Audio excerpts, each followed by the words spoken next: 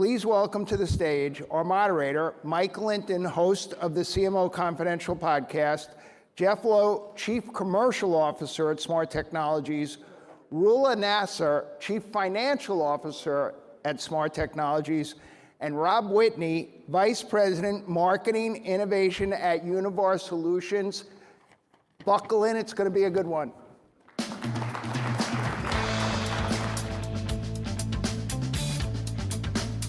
Dramatic, are these on? What a dramatic introduction, Bill. I wish my parents had been here.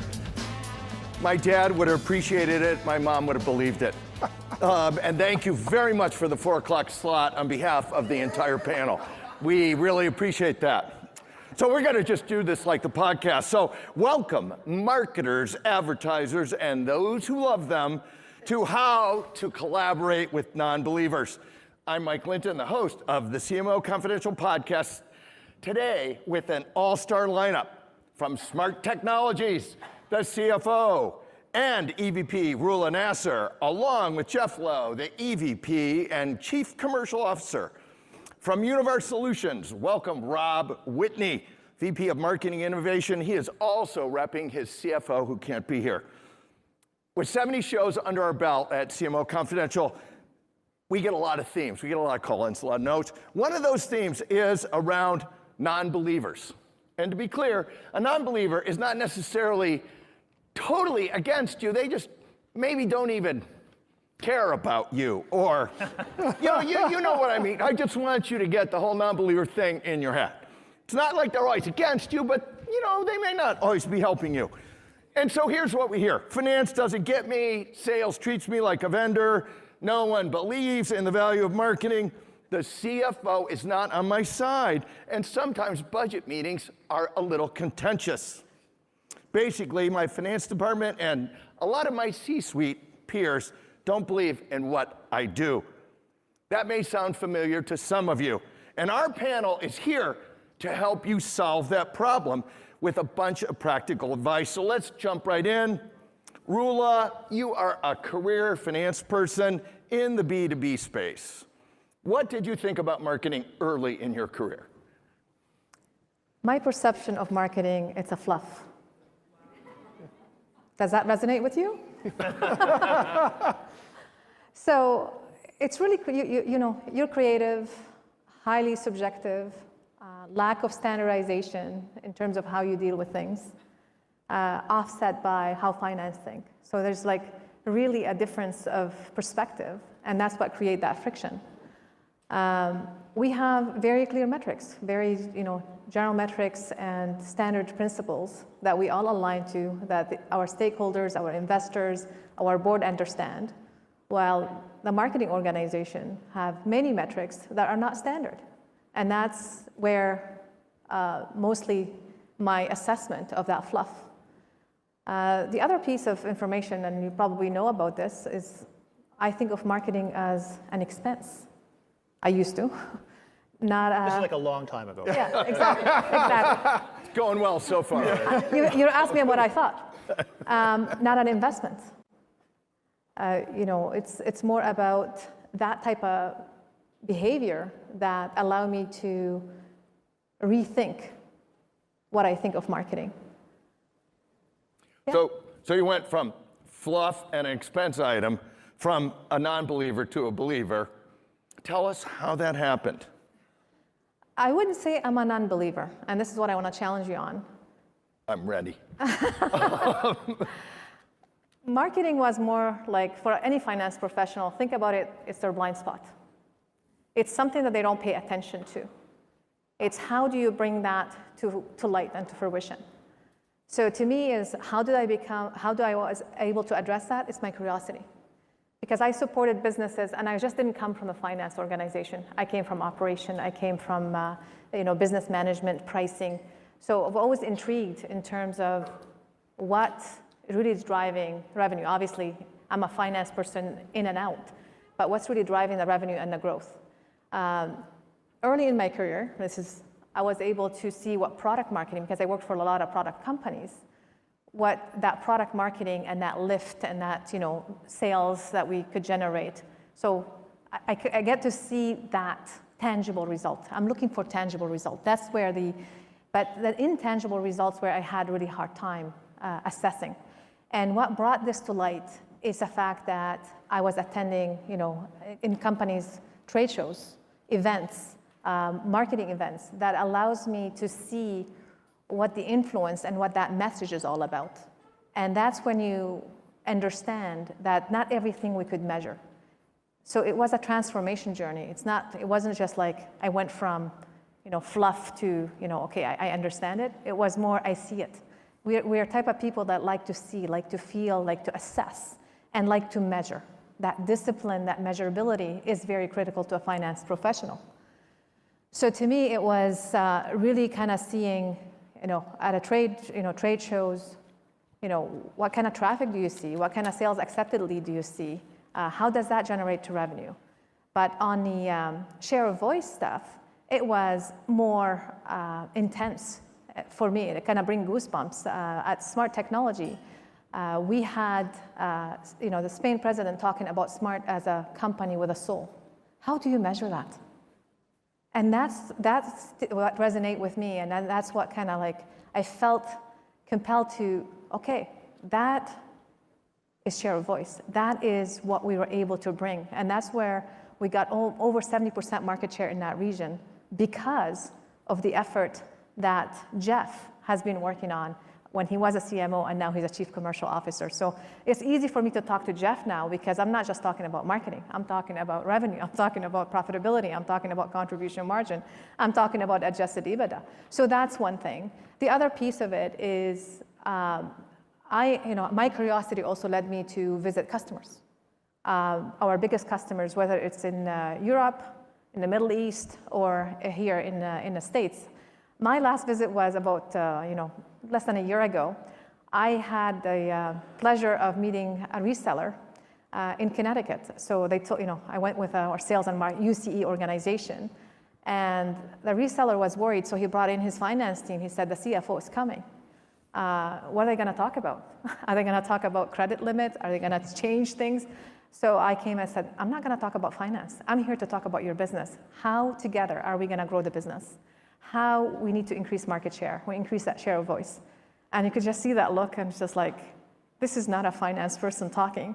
But it's, I've listened to many sessions here, and the key theme is not only you need to understand the language of finance and the business, finance also need to understand the language of marketing and what makes that collaboration much stronger. Thank you for that. That's a great answer. So Jeff, you walk in or you're having this discussion and you have this blind spot, and obviously you have a great partnership now. Yeah. Give us some tips on how you got this going in the right direction and took advantage of all the curiosity and the interest from Roula. One of the best things we did, and I really encourage everybody in the room to do this, or encourage your executive team to do this, is we spent a lot of time on who's your team? It's a very simple, fundamental question. I think many CFOs and CMOs, when asked that question, would be, well, I'm a CMO. Well, my team is, I've got brand, I've got demand gen, I've got operations. No, that's not my main team. This is a mindset. My team is the executive team. If you're C-level executive, then your role is to lead the company. And so my team is Roula and our CEO and our chief legal staff, our head of IS, our head of HR. And when you have that mentality, and so what do teams have and what do they do? Well, teams have scoreboards. And when you have a scoreboard, a corporate scoreboard that you're aligned to, that really diffuses, I don't understand finance metrics, finance doesn't understand marketing. Well, we're the team, and these are our metrics that we're marching towards. We just happen to be functional area experts in our discipline. And so that's a really key mindset. And then one exercise that we did, and I'll keep this short, but it was just so profound. We did this 8 or 10 months ago, Roula, and we were working with a consultant. I'm happy to share more with people if you want to grab me after. But he really encouraged us as a leadership team to write a narrative for the company. So think of doing this for your company, saying, well, who is the company? So for us, we called it Smart Is. Who is Smart? What's the makeup? What's the value prop? Where's this company going? Who would care in the first place?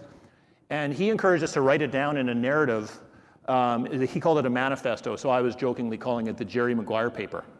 And so think of writing this Jerry Maguire paper all night long. Now, of course, we have to do everything a little bit different at Smart, so we didn't do a 20-page Word document like many companies have. We put it onto one page, and we said, this is Smart.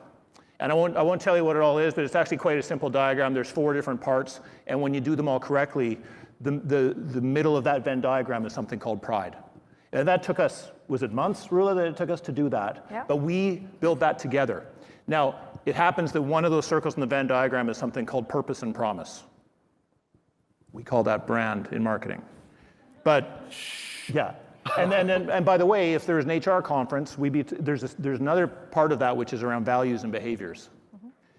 So the point is, whether it's me or Roula or any other member of our executive team, we're now interchangeable in terms of, oh, do you want to go to this customer visit and talk about our purpose and our promise and the company direction and our profitability and our EBITDA and our values and behaviors? Because we spent a lot of time at that level. So that's one of the biggest keys to success, is we raise the stakes. Because to me, it's not enough to say we need to understand, as marketers, we need to understand finance better and vice versa, is you need to collaborate on a higher level business set of metrics and run to that, and then know your discipline. I think that's a great point. Marketing only wins if the company wins, and if marketing is winning and the company is losing, that is no good. So, Well, it's addressing the why, the what, and the how. Each executive team is able to speak to the why, which is the brand, the what, which is the financial results, and the how is the values and behavior and the high performance mindset. That's what's really unique. And then when all these circles kind of come together, that's a sense of pride, which you can't really, the pride, whether it's pride in your brand or your pride in your team, pride of what we do with the purpose that we deliver, that is kind of the ultimate, study that we've done for 9 months and has paid in dividend. So we do internal training sessions all around the world and interchangeably. So Roula will show up in an office around the world somewhere and basically teach brand. That's awesome. I want to get to Rob here. Rob, you did something similar at Univar. Yep. Give us some advice on how you got started, because I don't think it was very easy. I made the mistake of telling Mike one of my PTSD moments. You're not going to get out of that. I'm going to, if you don't put it in the story. So a month into my job, the company, it was actually a predecessor company to Univar that Univar purchased. They'd been public for a whopping 2 weeks, just came out of a private equity deal, and I go to meet with the CEO and the CFO for the very first time. I had what I think, and I'm sure my grad school professors would say, was the most beautiful marketing deck ever on the value of brand and how we're going to shape this team that at the time I was the 5th marketer hired in the entire business, and how we're going to shape this team and where we're going to go forward. And I got 2 slides into it, and the CFO started pounding his wedding ring on the table. And I go, what is he doing? And I just keep talking, and he keeps pounding his wedding ring. And the CEO goes, are you going to stop talking and ask the question? I go, okay, sorry. Yeah, what's the question, Mike? What are you doing? He goes, you're running out of time for my attention. When are you going to create value for this business? Because nothing in this deck creates any value for me. I think I went home, I drank a lot, maybe cried myself to sleep, but it was There is an important practical tip for the whole audience right there. But no, I woke up the next morning, I thought to myself, I have 2 choices, right? I can run screaming from this business right now, or I can take a step back and think about what actually matters to the organization, what matters to the business, what matters to my stakeholders. I'm a firm believer in servant leadership, and as a marketer, you are there to serve the greater good of the business. To Mike's point, if they're not successful, you're not successful. So it became extremely basic blocking and tackling and product marketing and things that had never been done by the business before that we would all sit there and scratch our heads and think are elementary, but to a $6 billion chemical company, they had never thought about doing it. That was why I was there. And so instead of starting at the very top of the funnel, the brand and the storytelling and all this stuff we're taught as marketers, it was how can I ring the cash register as fast as possible? How can I identify parts of the organization and the sales team and our product management team that were actually interested in working with me as opposed to trying to shove something into people that weren't willing to be early adopters? And then how could I leverage those peers to run around and marketing. So instead of me standing up at a conference for the company and saying how great my latest campaign was or how much marketing influence gross profit we delivered as a team, the sales team and the product management team and the suppliers we support as a distributor were the ones singing our praises. Then all of a sudden, every time I walked into the CFO and asked for money, I got the check cut because it wasn't, yes, I'm the one asking for the dollars, for the investment, but it was because of the return they were seeing in real time. And what's funny is it doesn't have to be that huge. I literally remember the first campaign, a month later I walked up and I said, we got 15 customers to expand their share of wallet with us, and we made $15,000 in gross profit. You would have thought I just made the company millions upon millions of dollars, because it was the first time someone walked into the CFO's office and could clearly spell out, here are the things we did, here is how we worked with sales, here is how they engaged, and here is the value we generated accordingly. I think this, thank you for the wedding ring story, because I was going to get that out of you. No matter what, once you let it out and you didn't say no comment. I do still have nightmares from time to time with that clicking in the background when things aren't going well. And I do think this goes to yesterday's presentation about you got to choose the right club. One marketing club does not fit all golf shots. Yep. I want to do a little round robin, a couple of them in a row. So let's talk about measures, because there's really thousands of measures you could pick from. But all of you said a scorecard is really important, and there's just a couple measures that matter. How did you pick them, and how did you agree on them, particularly with the CFO? So I'll say for us, the only measure we put outside of the marketing department is delivered gross profit. So we don't talk about revenue, we don't talk about how many people we touch, we don't talk about engagement rate. None of that matters, because every single meeting we have as a company starts with, what is the delivered gross profit we've had in the last 24 hours, in the last month, what's our quarter forecast? So, and then later you back engineer all the marketing that gets that, but you're not doing any of the marketing. Correct, yep. How about you two? Yeah, I like the previous presenter talking about inside baseball. So there's a bunch of metrics that are inside baseball, the ones that really matter. What we did is we took a customer point of view to our metrics and said, let's follow the customer journey and say for every step in the customer journey, what would be an Uber metric for each step? In our customer journey, they're all sort of the same: learn, buy, adopt, support, etc. We tried to get to one metric per. We didn't quite succeed, but we got to 9. And so we have 9 metrics on our overall commercial, the entire customer lifecycle. For marketing, so for the pre-sales, we just have 2. And so we're big followers. It's come up several times today, the 95-5. Mm-hmm. And so the way we look at marketing, simple is hard, right? To really try to simplify something that's really complicated and not understood, as Roula is saying, is, to me, all marketing is demand generation, okay? And the 95 is out-of-market demand gen, and the 5% is in-market demand gen. So we started doing that because that's very different from saying, hey, should we do brand or demand gen? Because I think 99.9 CFOs out of 100 will say, demand gen, please. Yep. But it's a very different question if you say— Jerry Maguire, show me the money. Yeah, that's right.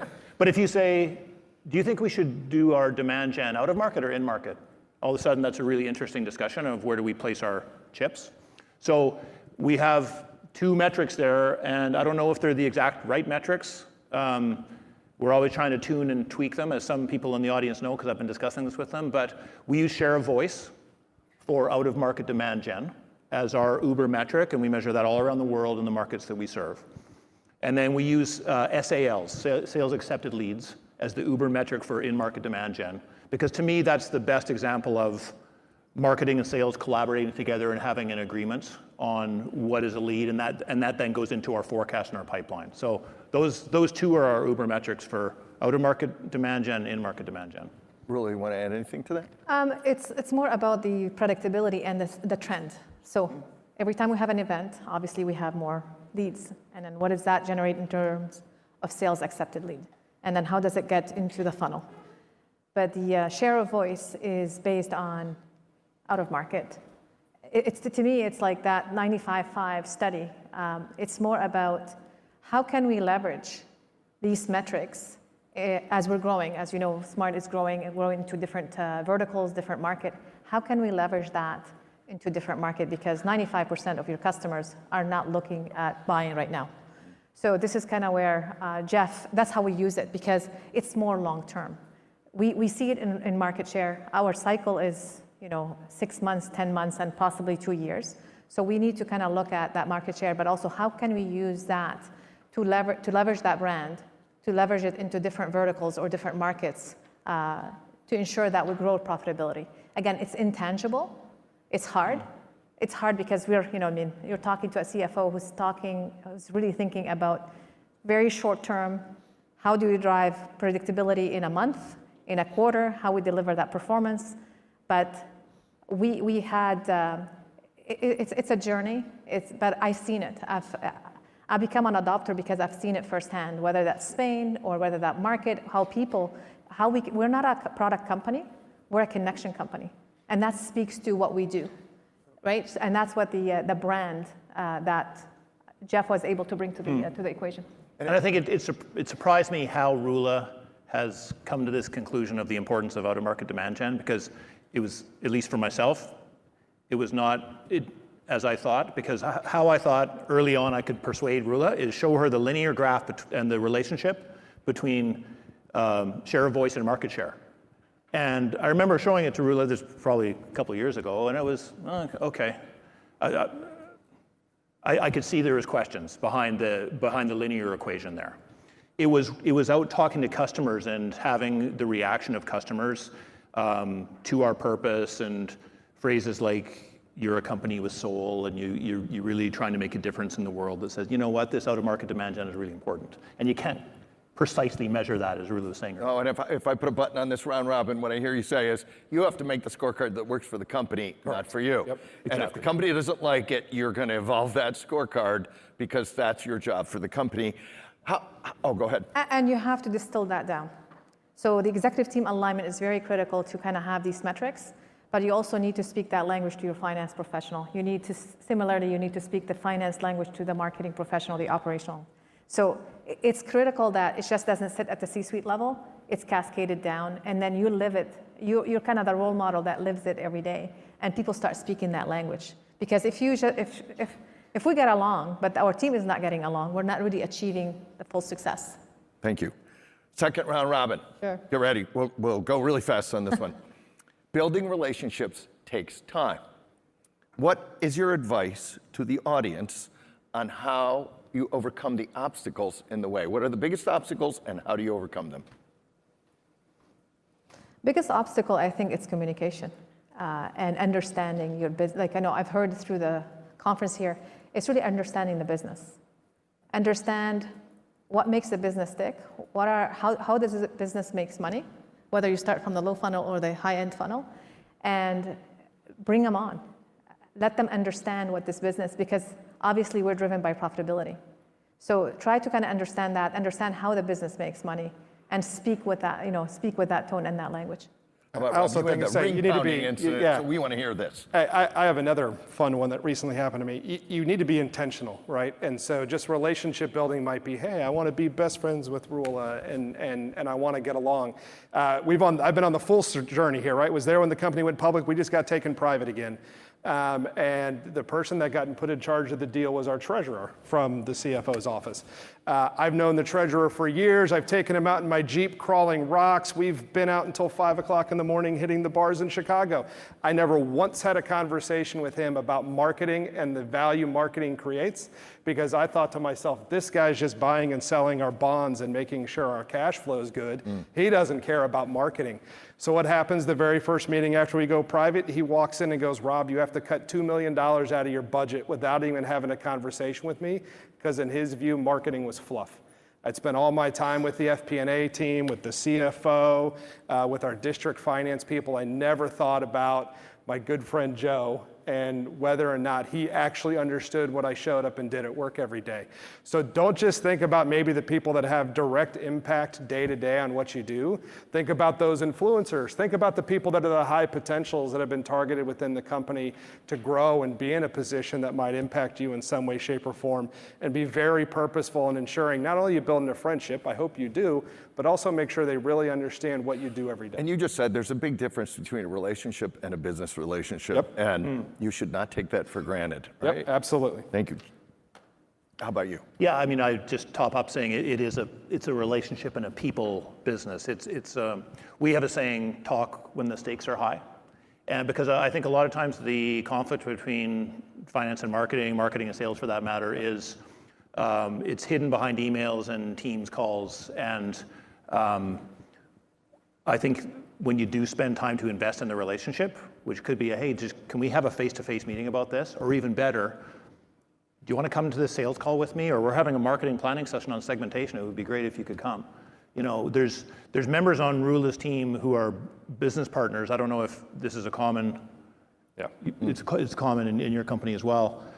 The business partners are embedded within the commercial team. They come to all the kickoffs, they participate in the group planning sessions. It's a people business. We're working for the same company. Getting to know each other on a personal level goes a huge way. And playing with real things. These are real topics, not just... Real topics. Yeah, real topics. Yeah, I would say a game changer for our C-suite in the last year has been doing a lot of training and a lot of work around radical candor. If you've ever not read that book, please go read that book. And there's lots of people that do great training, but that's allowed us to have those really hard conversations from a position of trust and a position of knowing the positive intent of the person on the other end. That has unlocked a whole lot of value between marketing and sales and product management and the finance Absolutely team. agree. Yeah. Chapter 1 is ring banging to get attention. Yep. Okay. Roula, just for you on this one, you've gone from the blind spot into the you can actually do the marketing kind of whole presentation. What do you recommend for our audience when they run into just a broad swath of non-believers? I would say, first of all, I got to tie it back to the study that Jonathan was talking about yesterday. Accountability. Show up with accountability, show up with a discipline, show up with you understand the business and you know how the business makes money. Because that's how you could relate. That's how people was just like, you got their interest. You know, you're the subject matter expert of marketing. Like, what makes that, the finance start listening to you, or you can get that impression to listen and then be more attentive to what you're doing. Yeah. Thank you for that. Last round robin, because then we have to go to the audience, for I'm sure you're going to be besieged with questions. Round robin, quick one. Practical advice we haven't talked about yet that you would like to share with this group. I think that it'll slightly add on to some of the comments before, but a great comment I got from the David Radford, the former CMO of Alliance, it was, marketing will get you in the room, marketing will not keep you in the room. Meaning, understand the relationships, understand the human beings on the other side, make sure you understand the business, pull all of those together into an effective way to be someone who deserves to be at the table because you are a business leader that happens to be a marketer, happens to represent a function, but you are a peer set of the people around you. I think oftentimes as marketers, I can speak for me, when I first got at the C-suite, it was imposter syndrome. Why am I here? I'm with the guy that's running $1.5 billion business in Europe and I'm sending out emails. And the truth is, you deserve to be there. You are a business leader first and approach that relationship accordingly. Jeff and Roula, final thoughts. For me, just a really simple one is to take the ing out of your marketing plan. So by that, I mean, talk about market plans. And all of a sudden, that's going to raise the stakes of the conversation because a market is a industry vertical or the state of Florida. How are we going to win? What does that look like? All of a sudden, that's going to be a business discussion because oftentimes marketing plans are not understood because they're full of all the acronyms that we know and love, but they're not speaking a business language. Roula, you get to close. I would just say transparency and be vulnerable. If something does not work, come to the finance, if it's finance, tell us what didn't work and what are you going to do about it. If you've got extra money, I know we're going to take the money away from you. If you have extra money, give it back. Don't just go spend it because they'll have opportunity. Finance will have an opportunity to give it back in a different ways. So this is not, I have my quota, I have my budget, I got to spend it all. I think that partnership goes a long way. I know it seems funny, but how many times we took back some budget, and I'm like, I have something for you. Would you come in? Like, we have a lot of tension, especially during COVID when we had to take marketing away. How much did we take? $5 million? Somewhere in there. I'm still having PST on that one, yeah. All right, well, we're gonna go to questions now. Debbie, do you want me to put on that slide now or at the end? Okay, I'm not putting up the last slide. Here's some questions. All right, Jeff, can you explain more about how you are identifying sales accepted leads? Sure, so we sit down together as a commercial team, so both sales and marketing, and define what a lead should look like. And that is the key, is doing that together. And then the first step is we have a marketing qualified lead that meets those criteria, and then it gets entered into our CRM system, into Salesforce. The sales team has a look at it, and then they can either accept or reject. By the way, before we didn't do it together with sales and marketing, our sales accept rate in the company was around 50%.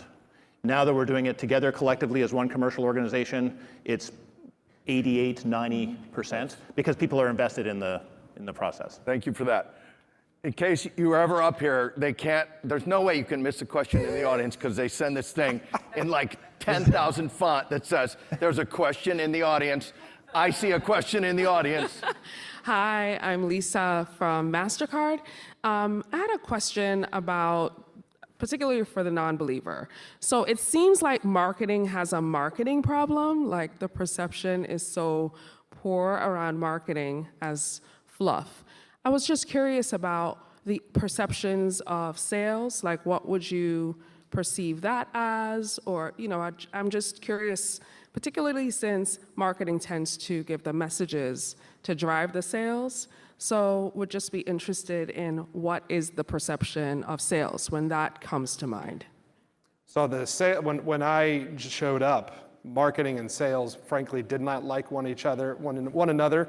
And marketing would say the leads are amazing, the sales team sucks, and vice versa, right? And honestly, how we broke it down was, a similar commentary that Jeff just made, is pulled sales into the room and were very vulnerable and said, I don't care if you tell me the leads I'm handing you are crap. And I just want to know why.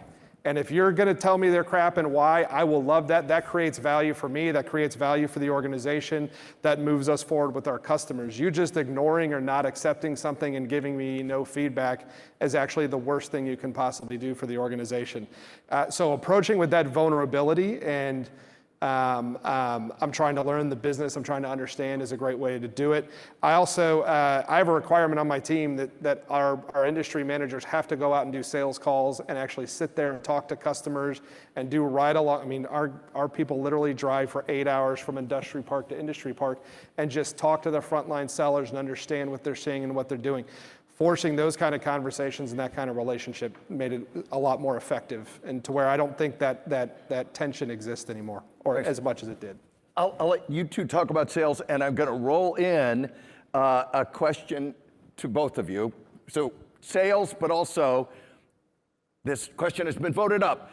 Do you think that marketers believe finance hinders creativity by imposing strict budgets and ROI requirements? So non-believers are crushing all this creativity in addition to sales, just using you as a vendor. Tell us about it. Want me to start? Oh, you guys can. I mean, I don't think that's what marketers believe, that finance hinders creativity. I think the word for me would more be reach or scale, because there's always some room to do marketing and to do great creativity. In my experience, anyway, it's always, wow, we could do a lot more if we unlocked budget to really get more scale and reach.